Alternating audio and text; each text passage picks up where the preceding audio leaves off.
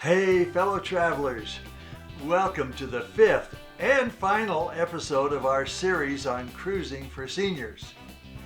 This is Scott Law, the world's oldest vlogger. It's been a few months since our recent cruise on Royal Caribbean's Oasis of the Seas when we escaped the frigid cold and deep snow of northern Utah to soak up the sea and sand of the tropical paradises in the Caribbean. And I'm finally wrapping up this series. So before we begin, let's roll that intro.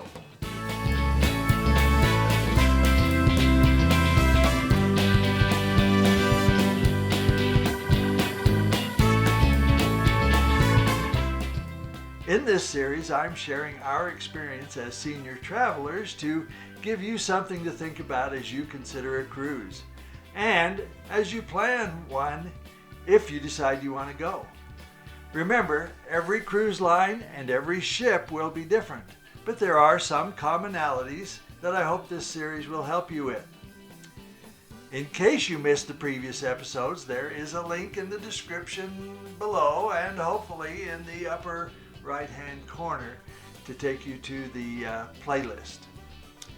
If you watched any of our previous episodes, you know that my wife had problems getting around to the point that we rented a mobility scooter so she could enjoy the cruise as much as possible.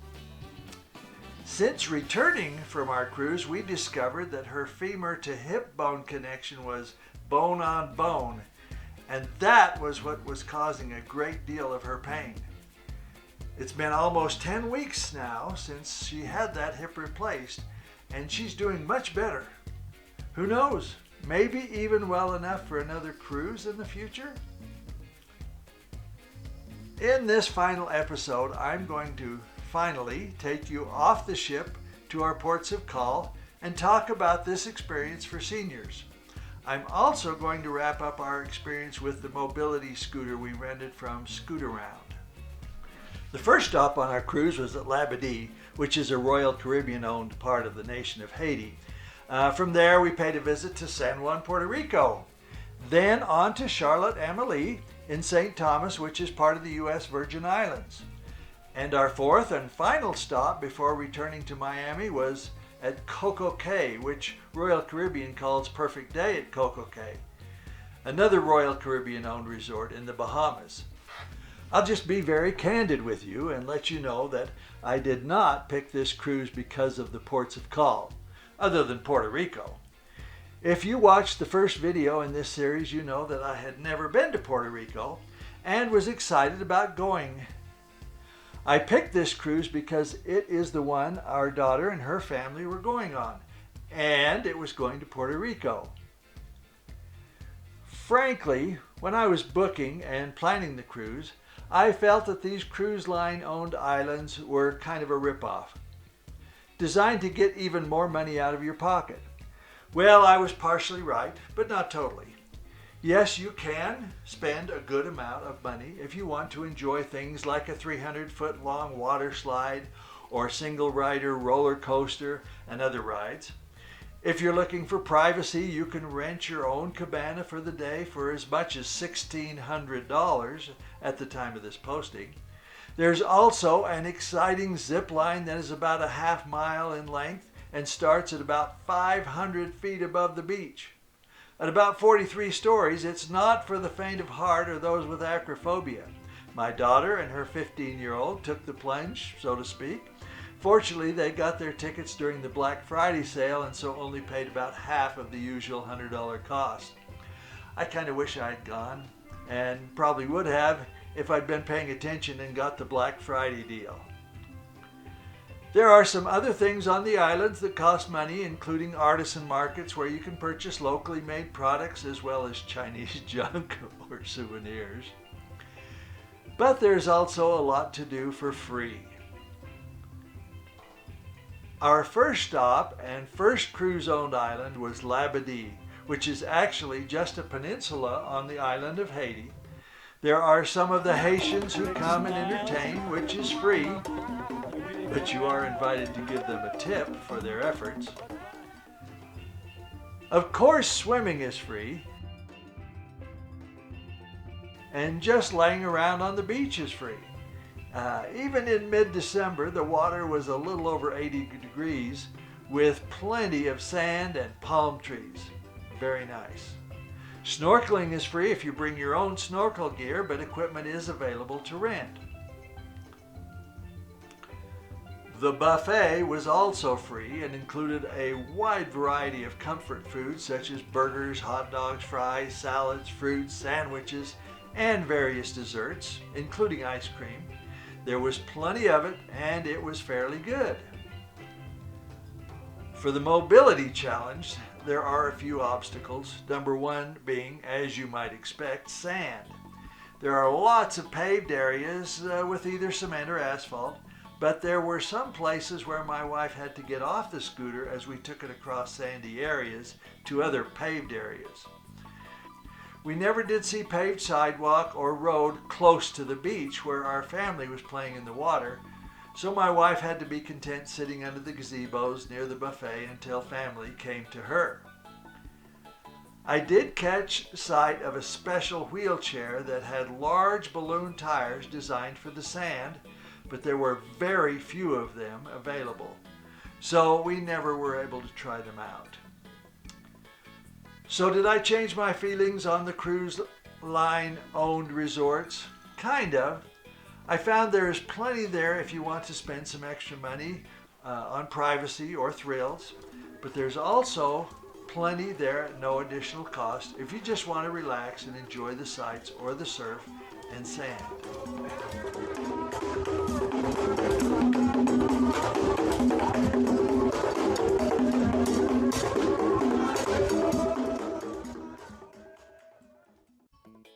I don't think I've told you what I think is the biggest drawback to cruises, especially for those like me who love to go and see new places.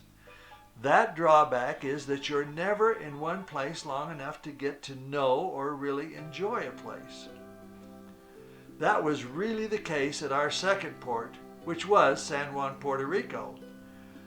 I would really love to hop on a plane and fly back and spend a whole week touring and photographing San Juan and the surrounding towns. As with most of the ports I've been to, there's plenty of opportunity to shop as soon as you get off the ship, and with everything from food to trinkets to local handicrafts, and always lots of clothing, jewelry, and so on. In the short time we had there, we decided to take a self-guided walk to see the Castillo San Felipe del Morro, sometimes just called Del Morro. It is an old fort or citadel built between the 16th and 18th centuries on the northernmost tip of Old San Juan.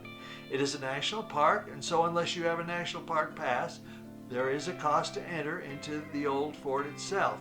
Though there's plenty of grassy area around there that's available at no charge. I really enjoyed my time there, though the best part was being there with family. I do recommend it if you get to San Juan.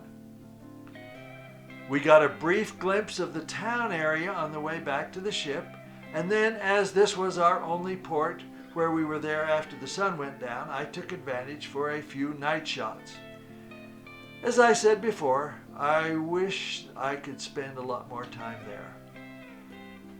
My wife did not get off the ship in Puerto Rico as she was quite tired that day, and in hindsight it may have been for the best, as some of the streets and certainly part of the old fort itself would have been impossible to navigate with the mobility scooter.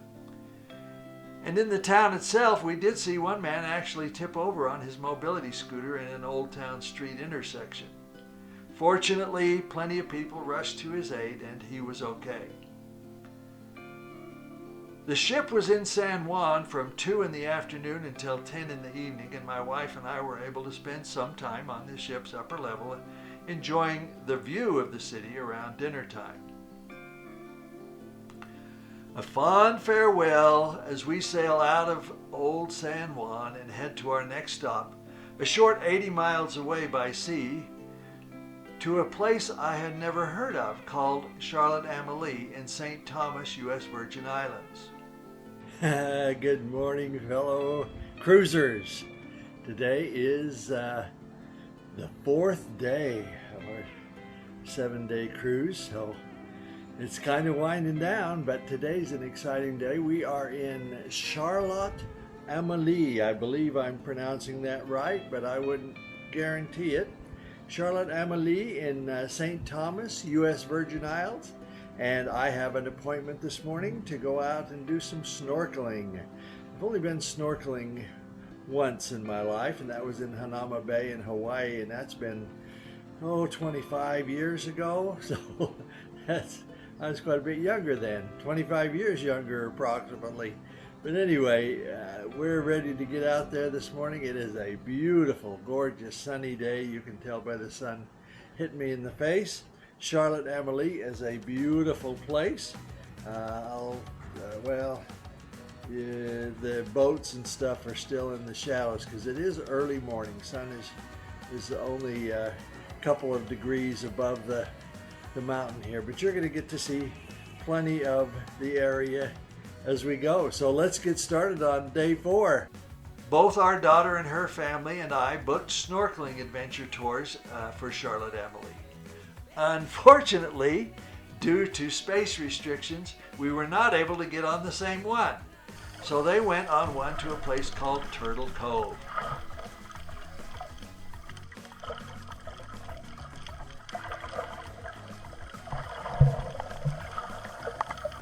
My excursion was to a place called Sapphire Beach.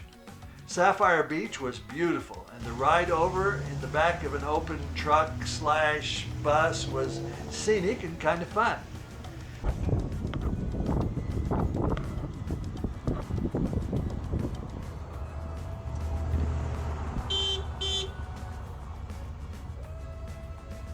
However, there is no way that my wife with her bad hip joint would have been able to get up into that bus without a great deal of assistance, if at all. I didn't bring my own snorkeling gear, but it was included in the tour price. Unfortunately, no matter how hard I tried to seal that mask, I never did get a good, perfect seal, and so fought with a small amount of leakage from start to end. And I also got the swim fins, which I ended up taking back because they turned out to be very painful on my feet as well as a hazard when heading out into the water. I'll let this video speak for itself. Here we go out for our first snorkel in 25 or so years. See how it goes. Beautiful. Let's see where the homeless Sapphire Beach.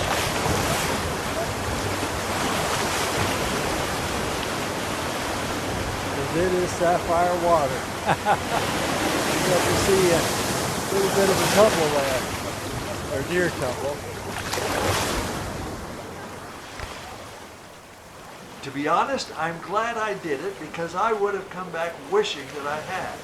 But it wasn't nearly as enjoyable as when I did it a quarter century ago in Hawaii, where I saw a plethora, I like to say that word, of beautiful tropical fish, and spent a lot more time floating around enjoying them. Part of it was my own problem, as I had not been snorkeling in so long, and I'm not a strong swimmer anyway. Besides that, I don't spend a lot of time around oceans. But that leaky snorkel gear was certainly a problem. Judge for yourself if it is a good idea for you. Charlotte Amolie is the only place we saw iguanas. Though they are very common on the island, I think a few may have been brought into the docks area for the benefit of the cruise passengers. Although this tourist trap area right around the docks looked mobility device friendly, it appeared to me, at least, that the excursions may have been pretty challenging, and again, there would be problems dealing with the sand at the beaches. Charlotte Amolie was the most eastern point on our cruise, and when we left there, we were in for another day at sea as we made the 1,100-mile voyage back towards Miami, with a stop at Perfect Day at Coco Cay. Well, good morning. It's Saturday, the very last day on the cruise, and Today they've advertised we're going to have a perfect day at Coco Cay. We are having a gorgeous sunrise in the background here, but it is a cloudy day at Coco Cay.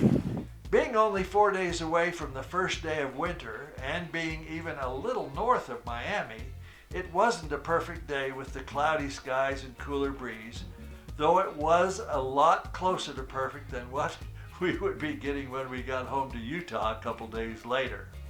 Again, like Labadee, Coco Cay is a cruise line owned island with plenty to do, both free and at extra cost, such as overwater cabanas for up to 8 people for around $1,600 for the day, what appeared to be really big water park with a 150-foot tall water slide and several others, the requisite zip line, and even a hot air balloon ride when weather permits. As before, I stuck to the free stuff. I did borrow my family's full-face snorkel masks, which did not leak, and got to spend a little time looking for some fish around the reef. We found quite a school of jellyfish, which thankfully were quite young, so their sting was almost unnoticed, but we certainly chose to avoid them anyway. After searching around for a while, I found a few small fish to enjoy for a little while. At Coco Cay, the included lunch buffet seemed even bigger and better than what we had at Labadee a few days before, with more and better choices. We did get my wife off the ship again for a little while and enjoyed the lunch on the island. Getting around with the mobility scooter on a sandy island definitely brought challenges.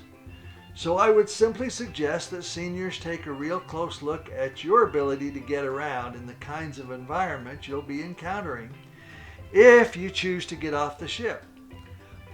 Coco Cay was nice, and I'm glad I got to spend a little time with some quality snorkeling equipment, even if there still weren't a whole lot of exciting fish. But I will not be looking for it as a destination port if and when I search for my next cruise. If you're like me and seeing new places is one of your 68 reasons to cruise, you'll want to check the ports of call as you make your plans. I promised a full report on our Scootaround experience, and I'm happy to report that it probably couldn't have been much better. And to be honest, I would not hesitate to rent from them again if I ever need to. Our only kind of an issue was about halfway through the cruise when I started wondering about the battery charge on the scooter, because I'd never seen any indication that it was charging, and I didn't want to go off the ship and then have the battery go dead. Our charger was plugged in under the bed and was hidden away other than the cord coming out to plug into the scooter. I decided to take a closer look at the charger, and I pulled it out and found the insulation on the wire connection to the charger was broken, and the indicator lights on the charger were not indicating that it was working. Since we were out to sea and a long way from Miami, I didn't know what to do, so I went to guest services. And surprisingly, within 30 minutes, a nice young man showed up at our cabin with a brand new charger, which even had the Scootaround brand sticker on it.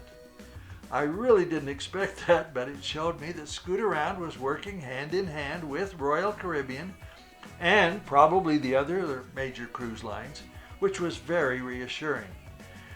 We never had a problem with our Scootaround scooter, and it was so convenient to have it waiting in the cabin when we got there, and to be able to just leave it in the cabin when our cruise was done and we disembarked. I sure hope this video has given you some information that will help you decide if you want to go on a cruise and plan for one if you do. Of course, there will be more videos coming as I travel and photograph, or as I have any other experiences that I think might be interesting. If you think you might enjoy that, be sure and hit the subscribe button and that bell so that you get notified when a new one comes out. Also, I'd love to hear your thoughts about cruising, especially for seniors, or anything else you'd like to say, or any question you think I might be able to answer. So leave me a comment below. I read every one. For now, this is Scott Law, the world's oldest vlogger, hoping to see you again soon for more of whatever adventures might be coming along. And of course, until then, keep on keeping on.